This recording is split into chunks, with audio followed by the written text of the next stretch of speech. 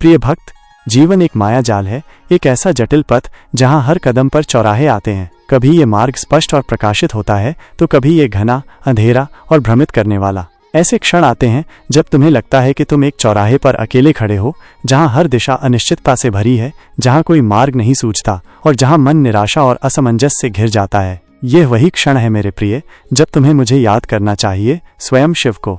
यह केवल एक क्रिया नहीं है, यह एक गहरे सत्य का प्रतीक है। ये तुम्हें ये बोध कराता है कि तुम कभी अकेले नहीं हो। मैं शिव तुम्हारे भीतर हूँ, तुम्हारे चारों ओर हूँ और इस संपूर्ण ब्रह्मांड में व्याप्त हूँ। जब तुम्हारा मन अशांत होता है, जब तुम्हारी बुद्धि काम करना बंद कर देती है और जब तुम्हें कोई रास्ता दिखाई नहीं देता, तो ये केवल तुम्हारे भौतिक मन की सीमा होती है। उस क्षण तुम्हारी आत्मा जो मुझसे जुड़ी हुई है तुम्हें पुकारती है।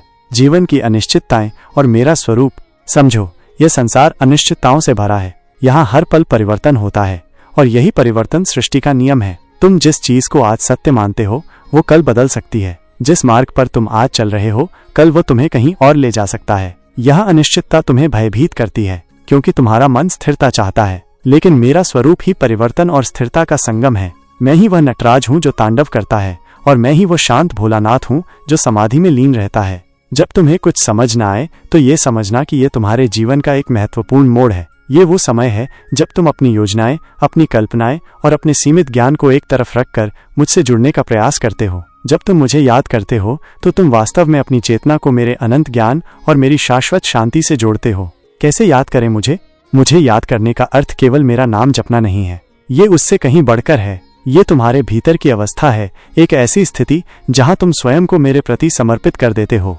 एक शांत मन से स्मरण। जब तुम परेशान हो तो सबसे पहले अपने मन को शांत करने का प्रयास करो। गहरी सांस लो और छोड़ो। अपनी आंखें बंद करो और मेरे शांत रूप का ध्यान करो। वो शिव जो हिमालय की बर्फीली चोटियों पर ध्यान मग्न है, जिसकी जटाओं से गंगा बहती है और जिसके गले में विषधर सर्प लिपटा है। इस शांत छवि को अपने मन में लाओ। 2 नमः शिवाय का जाप, ये पंचाक्षर मंत्र मेरा ही स्वरूप है। जब तुम इसे हृदय से जपते हो तो तुम सीधे मुझसे जुड़ते हो।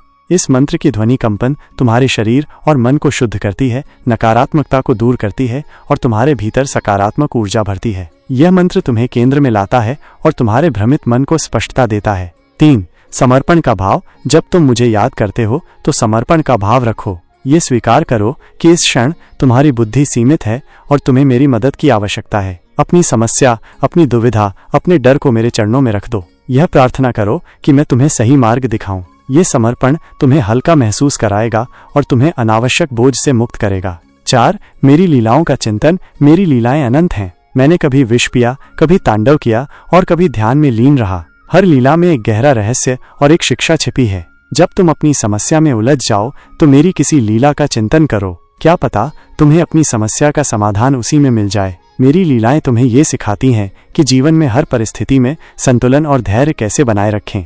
5 शांत स्थान में मेरा ध्यान। यदि संभव हो तो एक शांत स्थान पर बैठो जहां तुम्हें कोई बाधा न हो। अपनी आंखें बंद करो और मेरे उस रूप का ध्यान करो जो तुम्हें सबसे अधिक प्रिय है। कल्पना करो कि तुम मेरे साथ कैलाश पर हो या मेरे किसी पवित्र धाम में। यह ध्यान तुम्हारे मन को बाहरी कोलाहल से दूर ले जाएगा और तुम्हें भीतर की शांति से जोड़ेगा। जब तुम्हें कुछ समझ न आए, मैं तुम्हें क्या सिखाता हूँ? एक शांत रहना। मैं तुम्हें सिखाता हूँ कि सबसे पहले शांत रहना सीखो। जिस प्रकार समुद्र के तूफान के बाद उसकी सतह शांत हो जाती है, उसी प्रकार तुम्हारे मन के तूफान के बाद भी शांति आ सकती है। जब तुम शांत होते हो तो तुम्हारी बुद्धि अधिक स्पष्ट रूप से सोच पाती है। मेरी छवि हमेशा शांति और स्थिरता की रही है। जब तुम मुझे याद करते हो तो तुम मेरी शांति को अपने भीतर आमंत्रित करते हो। 2 कर्म करते रहना। मैं तुम्हें निष्क्रियता नहीं सिखाता। भले ही तुम्हें मार्ग स्पष्ट न दिखे, कर्म करना मत छोड़ो। छोटे छोटे कदम उठाते रहो, अपने कर्तव्यों का पालन करते रहो। जिस प्रकार नदी अपना मार्ग स्वयं बनाती है, उसी प्रकार तुम भी अपने कर्मों से अपना मार्ग प्रशस्त करोगे। मुझे याद करने का अर्थ ये नहीं कि तुम सब कुछ मुझ पर छोड़ दो और हाथ पर हाथ धरे बैठ जाओ। इसका अर्थ है कर्म करते हुए मुझ पर विश्वास रखना। 3 स्वीकृति। जीवन में कुछ चीजें ऐसी होती हैं जिन्हें तुम बदल नहीं सकते। जब तुम्हें कुछ समझ ना आए तो हो सकता है कि ये ब्रह्मांड का संकेत हो कि तुम्हें वर्तमान स्थिति को स्वीकार करना होगा। मैं तुम्हें स्वीकृति सिखाता हूँ, हर परिस्थिति को, हर व्यक्ति को, हर परिणाम को स्वीकार करना। जब तुम स्वीकार करते हो तो तुम्हारे भीतर का संघर्ष समाप्त हो जाता है और तुम समाधान की दिशा में आगे बढ़ पाते हो। 4 भीतर से सुनना। जब तुम्हारा बाहरी मन शांत होता है तब तुम अपनी आंतरिक आवाज को सुन पाते हो। ये आंतरिक आवाज, जिसे तुम अंतर्ज्ञान या छठी इंद्री कहते हो, वास्तव में मेरी ही वाणी है। मैं तुम्हें भीतर से मार्गदर्शन देता हूँ। जब तुम मुझे याद करते हो तो तुम अपनी उस आंतरिक आवाज के प्रति अधिक संवेदनशील हो जाते हो। 5. धैर्य और विश्वास। हर चीज का अपना समय होता है। फसल पकने में समय लगता है, बीज को पेड़ बनने में समय लगता है। उसी प्रकार तुम्हारी समस्याओं का समाधान भी अपने समय पर होगा। मुझे याद करने का अर्थ है धैर्य रखना और मुझ पर पूर्ण विश्वास रखना कि मैं तुम्हें कभी अकेला नहीं छोड़ूंगा। मैं तुम्हें सही समय पर सही रास्ता दिखाऊंगा। 6. भय मुक्ति। जब तुम्हें कुछ समझ नहीं आता तो सबसे पहले डर आता है। डर असफलता का, डर अनिश्चितता का, डर अकेलेपन का। मैं तुम्हें भय से मुक्ति दिलाता हूँ। मैं ही वो हूँ जो शमशान में निवास करता है, जो मृत्यु पर विजय प्राप्त करता है। जब तुम मुझे याद करते हो तो तुम इस बोध से भर जाते हो कि मृत्यु भी मेरा ही एक पहलू है और भय केवल एक भ्रम है। 7. मोह से मुक्ति। अक्सर हम अपनी समस्याओं में इसलिए उलझ जाते हैं क्योंकि हम किसी विशेष परिणाम से मोह रखते हैं। मैं तुम्हें मोह से मुक्ति सिखाता हूँ। जब तुम किसी परिणाम से मुक्त होकर कर्म करते हो तो तुम्हारी बुद्धि स्पष्ट हो जाती है और तुम्हें सही रास्ता दिखाई देने लगता है। मुझे याद करना तुम्हें इस मोह से ऊपर उठने में मदद करता है। 8. पुनर्जागरण। जब तुम्हें लगता है कि तुम पूरी तरह से टूट चुके हो और कुछ समझ नहीं आ रहा तो यह तुम्हारे लिए एक पुनर्जागरण का अवसर है। जिस प्रकार प्रलय के बाद नई सृष्टि का निर्माण होता है, उसी प्रकार तुम्हारी समस्याएं तुम्हें एक नए स्वरूप में ढालने का अवसर देती हैं। मुझे याद करना तुम्हें इस पुनर्जागरण की प्रक्रिया में मदद करता है। मेरा आश्वासन।